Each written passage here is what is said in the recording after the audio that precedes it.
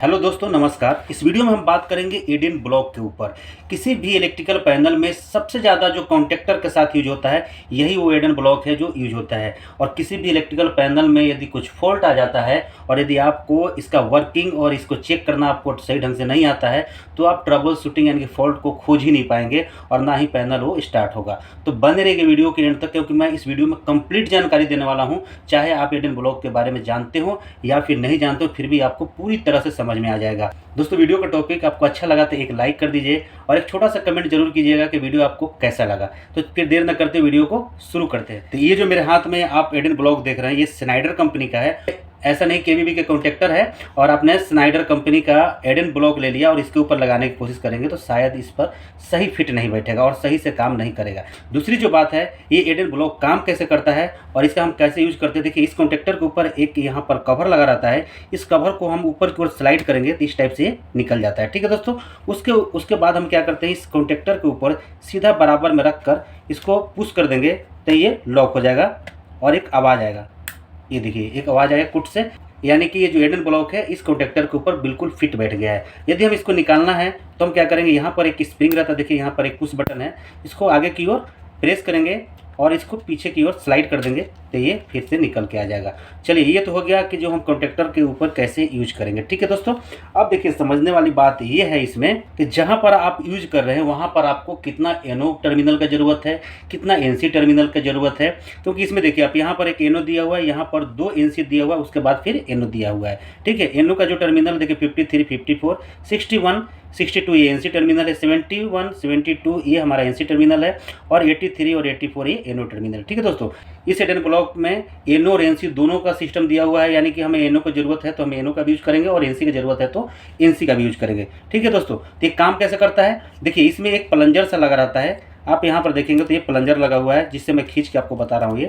यही क्या होता है, इस कॉन्टेक्टर के ऊपर फंस जाता है और जब कॉन्टेक्टर ऑन होता है तो कॉन्टेक्टर के साथ में ऑन ऑफ होता रहता है। ठीक है, और इसका यूज हम कहाँ पर करते हैं, हमेशा कंट्रोल वायरिंग में। ठीक है, ये आपको हमेशा ध्यान में रहना चाहिए कि जो एडेन ब्लॉक का हम यूज करेंगे तो कंट्रोल वायरिंग के लिए करेंगे, पावर वायरिंग के लिए बिल्कुल नहीं करेंगे, नहीं तो ये क्या होगा, जल जाएगा और ये खराब हो जाएगा। पावर वायरिंग के लिए हम कॉन्टेक्टर का यूज करते हैं। यहाँ पर जो दिया हुआ है L1, L2, L3 और यहाँ पर T1, T2, T3, यानी कि यहाँ से हम सप्लाई देंगे तो यहाँ से आउट होगा। ये किसके लिए यूज होगा, ये पावर के लिए, यानी कि जो मोटर के लिए जो हम या फिर किसी भी इक्विपमेंट के लिए जो हम यूज करने वाले हैं जो चलाने के लिए, तो उसको हम यहाँ पर सप्लाई देंगे। ठीक है, और इस कॉन्टेक्टर के ऊपर देखिए एनो और एनसी दिया हुआ है, होल्डिंग के लिए दिया हुआ रहता है, जो नॉर्मल यूज के लिए इस कॉन्टेक्टर के लिए दिया हुआ है। यदि हमें एक्स्ट्रा कमांड लेना है या फिर हमें इंडिकेशन का सर्किट लेना है तो उसके लिए हम क्या करते हैं, या इंटरलॉकिंग करना है तो उसके लिए हम क्या करते हैं, इस एडेन ब्लॉक को यूज करते हैं। एडेन ब्लॉक को एक दूसरा नाम से भी बोला जाता है, जिसे हम लोग क्या बोलते हैं, एक्सिलरी कॉन्टैक्ट भी बोलते हैं, यानी कि सहायक कॉन्टैक्ट। ठीक है दोस्तों, अब देखिए, समझिए, यहाँ पर एनो मतलब क्या होता है, नॉर्मल ओपन।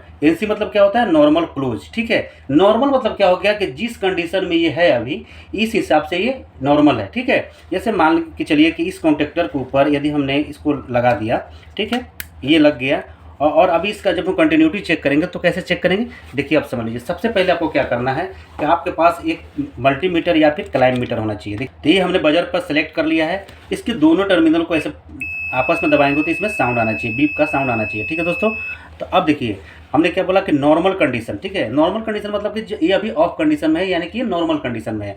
तो नॉर्मल कंडीशन में जब हमारा एनो पे हम टच करेंगे तो इसमें कोई साउंड नहीं आना चाहिए। कब साउंड आना चाहिए वो भी आपको समझ में आ जाएगा। अभी ये जो एनसी टर्मिनल है, एनसी में जैसे टच करेंगे तो इसमें साउंड आना चाहिए। यदि ये सही होगा तो इसमें आना चाहिए।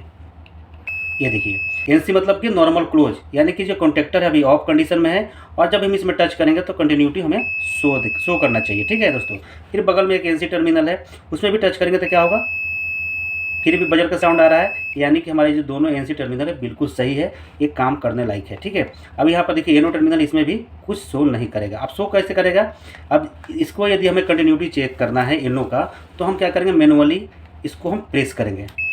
जब हम प्रेस करेंगे यानी कि जब हमारा कॉन्टेक्टर ऑन होगा तो ये अपना पोजीशन चेंज कर लेगा। ठीक है, ये जो एनो है, ये एनो एनसी में कन्वर्ट हो जाएगा। कब, जब हमारा ये कॉन्टेक्टर ऑन होगा। ठीक है दोस्तों, और जैसे ही ये जो हमारा एनसी टर्मिनल अभी बजर का साउंड आ रहा है, जैसे ही कॉन्टेक्टर ऑन होगा ये क्या हो जाएगा, ये एनो में कन्वर्ट हो जाएगा। ये देखिए, चलिए अब इसको बाहर निकालते हैं। बाहर निकालने के बाद कुछ शॉर्ट आपको फंक्शन बताते हैं इसका।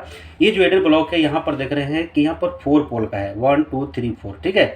यदि आपको केवल एनओ का रिक्वायरमेंट है पैनल में तो टोटल एनओ का लेंगे, यदि टोटल एनसी का आपको रिक्वायरमेंट है तो टोटल यहाँ पर एनसी वाले एनओ ब्लॉक ही लगाएंगे, ठीक है दोस्तों। अब देखिए यहाँ पर ये 4 पोल का है, यदि हमें 3 पोल का जरूरत है तो हम 3 पोल यूज करेंगे, यदि हमें 2 पोल का जरूरत है तो 2 पोल का यूज करेंगे। दोस्तों यदि आप इलेक्ट्रिकल पैनल के अंदर इस एडेन ब्लॉक को ऑलरेडी लगा रखा है और वहाँ पर कुछ प्रॉब्लम हो गया है तो आप कैसे चेक करेंगे। इसको चेक करने के सबसे पहले आप पावर को ऑफ कीजिए। सेकंड में आप क्या कीजिए कि जितने भी एक साइड के वायर लगे हुए सारे वायर को बाहर निकाल देंगे, ठीक है। क्यों निकाल देंगे, क्योंकि इसको आप लगा कर रखेंगे तो आपको एनओ एनसी का क्लियर मालूम चलेगा ही नहीं, ठीक है। तो एक साइड से हम निकाल देंगे, दूसरे साइड को जो वायर है उसको ऑलरेडी लगे रहने देंगे, उसमें कोई प्रॉब्लम नहीं, क्योंकि हमने पावर को ऑफ कर दिया है, ठीक है। अब क्या करेंगे, जैसे हमने आपको चेक करके बताया वैसे ही चेक करेंगे। इसमें कंटिन्यूटी रेंज पर पहले मीटर को सिलेक्ट कर लेंगे, उसके बाद ये दोनों प्रोब को डाल के चेक करेंगे। तो जो इसका एनओ है एनसी है उस हिसाब से अब इसमें बजर का साउंड आपको सुनाई देगा, ठीक है दोस्तों।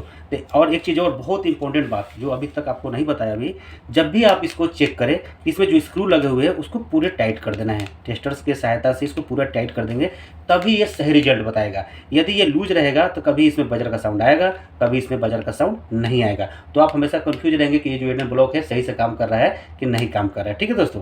तो ये चीज़ें आपको बहुत इंपॉर्टेंट है, क्योंकि किसी भी इलेक्ट्रिकल पैनल में सबसे ज़्यादा जो फॉल्ट आता है इस एडेन ब्लॉक में ही आता है, और जिसके कारण यदि आपको चेक करना नहीं आता है तो आप फॉल्ट को खोज नहीं पाते दोस्तों, ठीक है।